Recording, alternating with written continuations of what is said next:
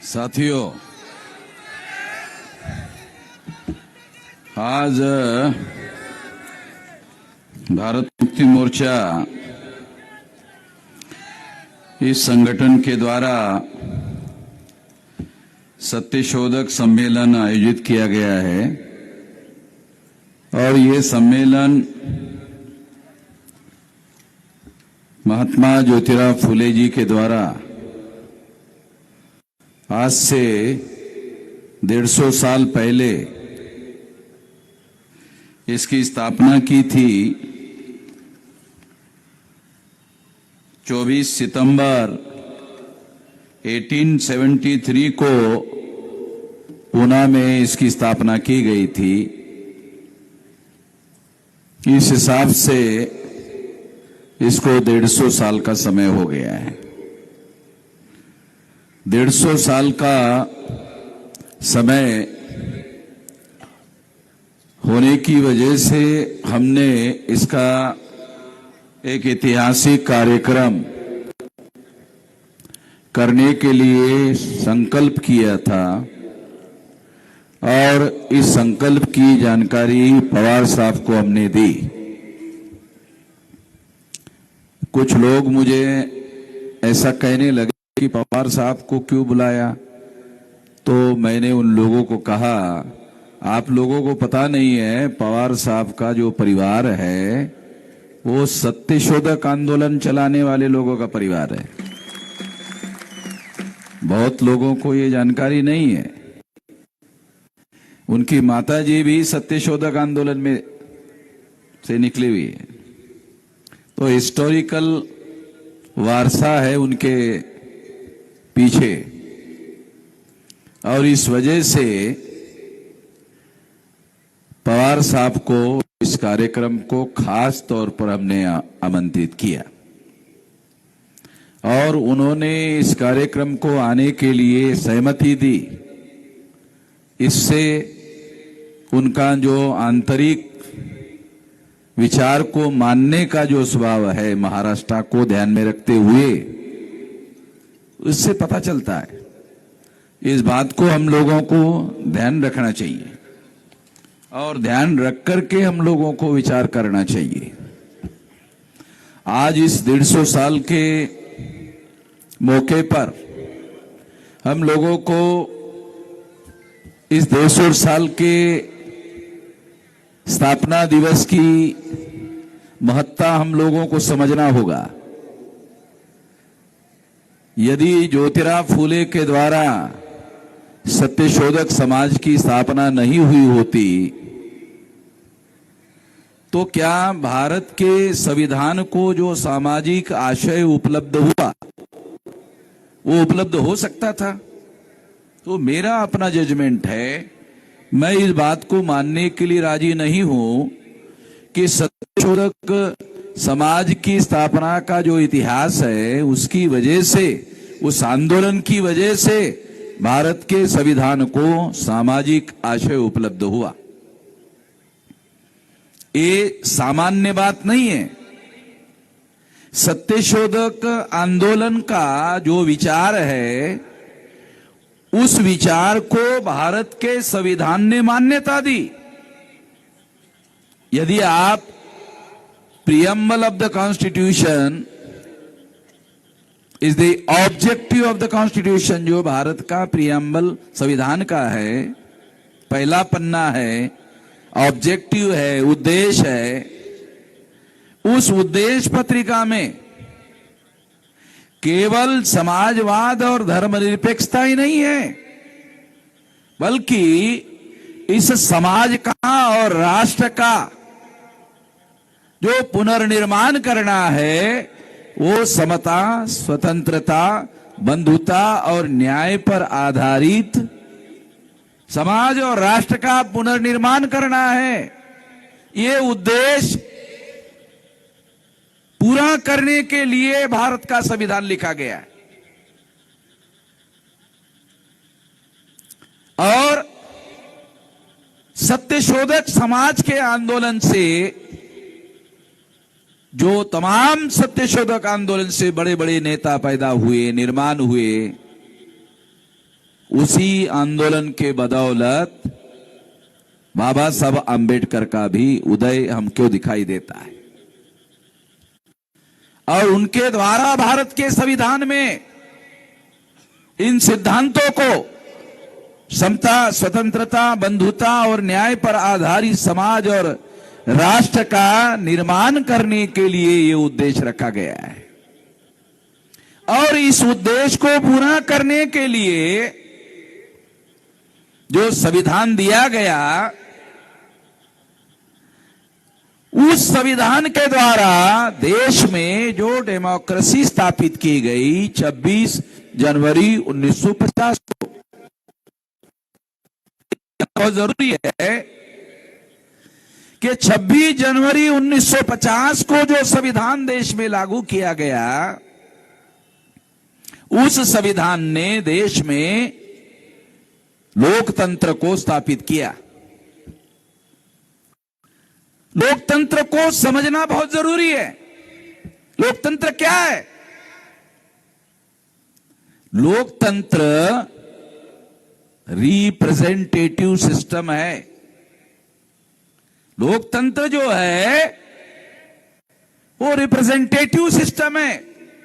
लोकतंत्र व्यवहार में कार्यान्वित होता है। जो फंक्शनल डेमोक्रेसी है वो रिप्रेजेंटेशन के द्वारा कार्यान्वित होती है।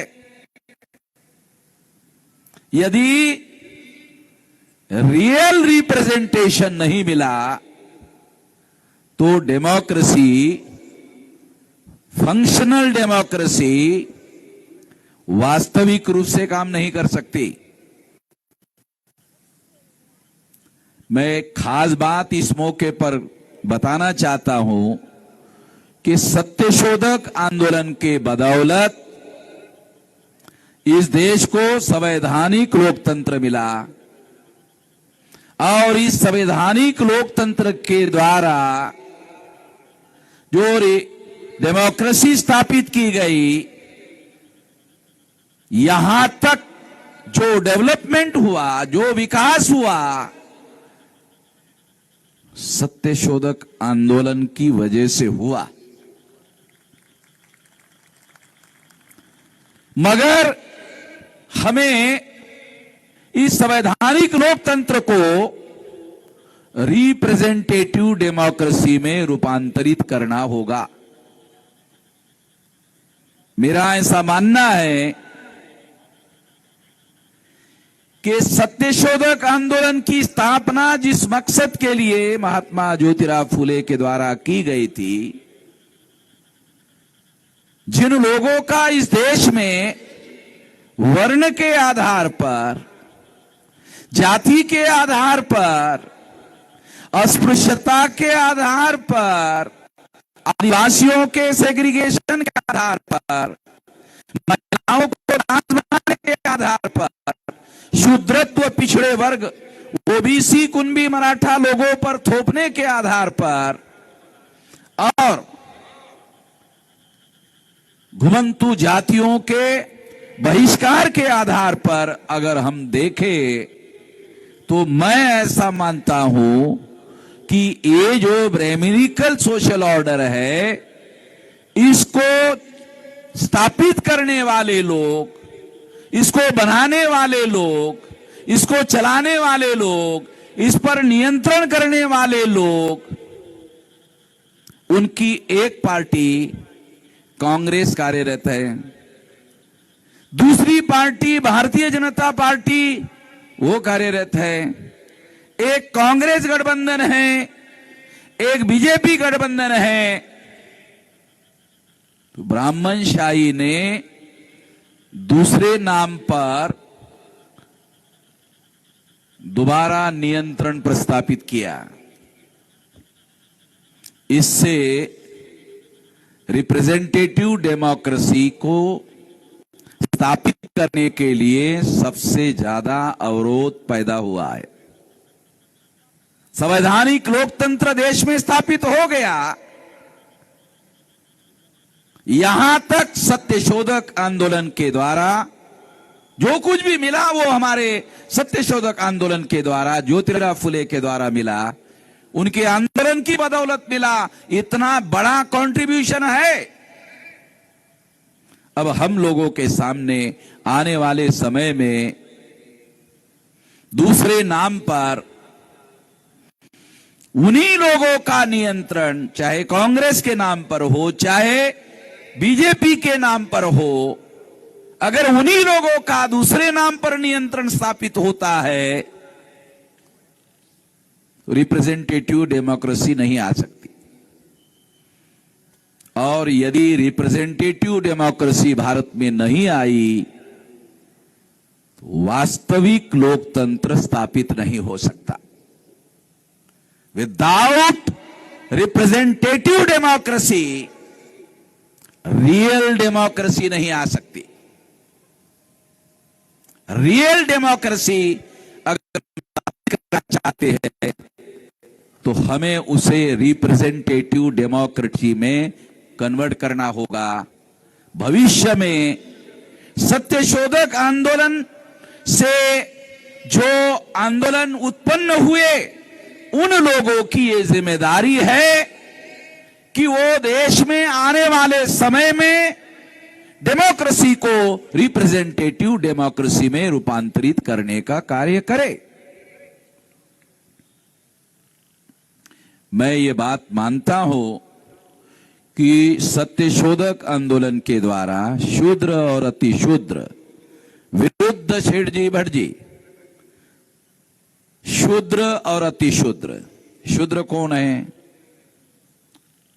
महाराष्ट्र में शूद्र कौन है?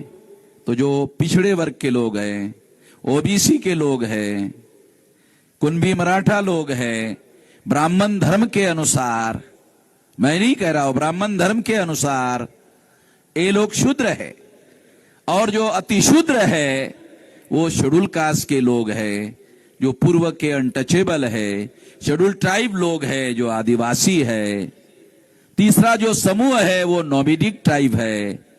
तो ये अतिशूद्र लोग हैं। तो शूद्र और डेमोक्रेसी स्थापित नहीं हो सकती। ये चुनौती है। डेमोक्रेसी स्थापित हो गई है, कॉन्स्टिट्यूशनल डेमोक्रेसी स्थापित हो गई है, रिप्रेजेंटेटिव डेमोक्रेसी स्थापित नहीं हुई है। और विदाउट रिप्रेजेंटेटिव डेमोक्रेसी हम लोग रियल डेमोक्रेसी स्थापित नहीं कर सकते। रियल डेमोक्रेसी के बगैर इस देश में हम लोगों को समता, स्वतंत्रता, बंधुता और न्याय पर आधारित समाज और राष्ट्र का निर्माण नहीं कर सकते। आने वाले समय में हम जो आंदोलन, ज्योतिराव फुले के द्वारा जो सत्यशोधक आंदोलन चलाया गया, उसमें शेड्यूल कास्ट के लोग थे, शेड्यूल ट्राइब के लोग थे, बैकवर्ड क्लास के लोग थे, कुणबी मराठा लोग थे, माइनॉरिटी के लोग थे। उन्हीं लोगों को लेकर हमने बामसेप नाम का संगठन बनाया और सत्यशोधक आंदोलन आज 32 राज्यों में 567 जिलों में कार्यरत किया और दिसंबर तक ये 729 जिलों में पहुंच जाएगा। तो मैं आपको यही आश्वस्त करना चाहता हूं कि हम सत्यशोधक आंदोलन का देशव्यापी आंदोलन में पुनर्निर्माण करेंगे। हम इसी काम में लगे हुए हैं। सत्यशोधक आंदोलन को दूसरे तरीके से हालात और परिस्थितियों के बदलाव को ध्यान में रखते हुए, उसकी प्रासंगिकता को ध्यान में रखते हुए हम लोग निश्चित रूप से उस आंदोलन को, अभी हमारे पास जो 36 राज्य है देश में, उसमें 32 राज्य में हमारे संगठन है। केवल 4 राज्य रह गए हैं नॉर्थ ईस्ट रीजन के, बाकी सारे जिलों में हमारा संगठन कार्यरत हो गया है। और 2030 तक 6 लाख गांव में इसको पहुंचाने का हमारा संकल्प है।